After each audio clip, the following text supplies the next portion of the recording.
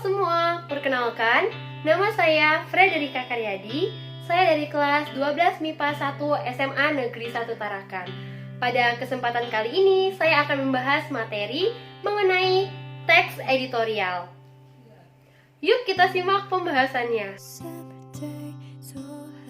Pengertian teks editorial. Teks editorial disebut juga sebagai tajuk rencana. Nah, tajuk rencana ini sering sekali kita temui di dalam surat kabar ataupun di dalam majalah. Tajuk rencana ini biasanya ditulis oleh kalangan dalam atau staf redaktur media. Editorial atau tajuk rencana merupakan opini berisi pendapat dan sikap resmi suatu media sebagai institusi penerbitan terhadap persoalan aktual, fenomenal, dan kontroversial yang berkembang dalam masyarakat. Penulisan editorial atau tajuk rencana dimaksudkan untuk membujuk opini publik, mempromosikan pemikiran-pemikiran kritis, dan kadang-kadang menyebabkan orang bertindak atas suatu isu. Teks editorial krusial dan ditulis secara berkala. Contohnya pada media massa, keluarnya per mingguan, 2 minggu, ataupun per bulanan. Yang kedua, menyikapi situasi yang sedang berkembang dalam masyarakat dalam segala aspek, baik aspek politik, ekonomi, dan lain hal sebagainya sesuai dengan jenis liputannya. Dan yang ketiga, memiliki karakter atau konsistensi teratur kepada para pembaca terkait sikap media massa yang menulis tajuk rencana. Yang keempat, terkait dengan kebijakan media bersangkutan. Setiap media memiliki perbedaan iklim tumbuh dan berkembang dalam kepentingan beragam yang menaungi media tersebut. Selanjutnya kita masuk pada jenis-jenis teks editorial. Jenis-jenis teks editorial terbagi menjadi 3. Pertama, interpretatif editorial. Yang kedua, kontroversial editorial. Dan yang terakhir, explanatory editorial. Pertama, interpretatif editorial.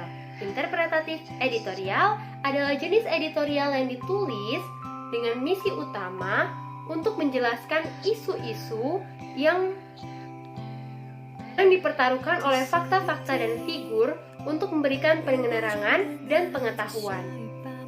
Editorial interpretatif dapat bersifat positif, negatif, atau netral, tergantung pada pendekatannya dalam kondisi dan perlakuan penulis editorial terhadap suatu isu.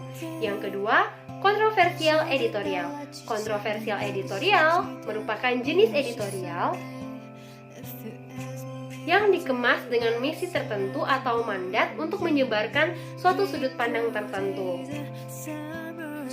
Editorial yang bersifat kontroversial digunakan untuk meyakinkan pembaca pada keinginan atau keniscayaan isu tertentu. Sementara itu, sudut pandang yang berlawanan akan digambarkan secara buruk. Dan yang ketiga, explanatory editorial.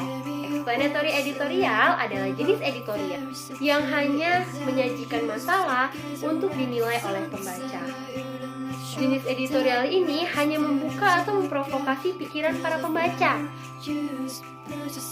mengenai masalah politik, sosial, ekonomi yang menarik perhatian pembaca sehingga memungkinkan mereka untuk memberi penilaian.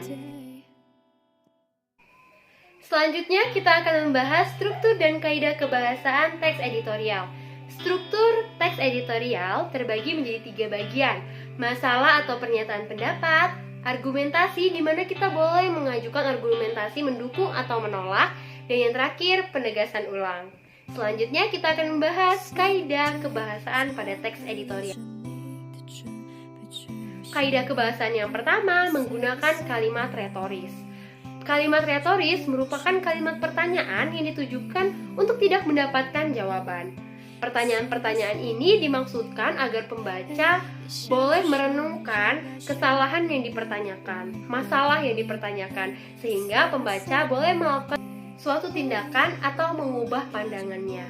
Dan yang kedua, menggunakan kata-kata populer. Penggunaan kata-kata yang populer bertujuan untuk memudahkan pembaca memahami isi teks editorial. Dan yang ketiga, menggunakan kata ganti penunjuk. Penggunaan kata ganti penunjuk ini merupakan salah satu ciri khas teks editorial, yaitu menggunakan kata ganti penunjuk yang merujuk pada waktu, tempat, dan lain sebagainya yang menjadi fokus tertentu.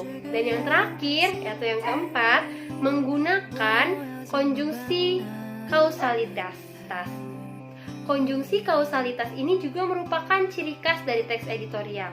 Contohnya dari konjungsi kausalitas ini seperti menggunakan oleh karena itu, oleh sebab itu, karena, sebab, dan lain hal sebagainya. Penggunaan konjungsi kausalitas ini berkaitan dengan pengungkapan argumen yang dilakukan oleh redaktur berkaitan dengan masalah yang dikupasnya. Itu dia pembahasan kita yang terakhir pada sesi teks editorial pada kesempatan kali ini. Terima kasih telah menyaksikan video ini. Semoga ilmu yang saya berikan boleh bermanfaat dan boleh digunakan kelak. Terima kasih dan sampai jumpa. Bye!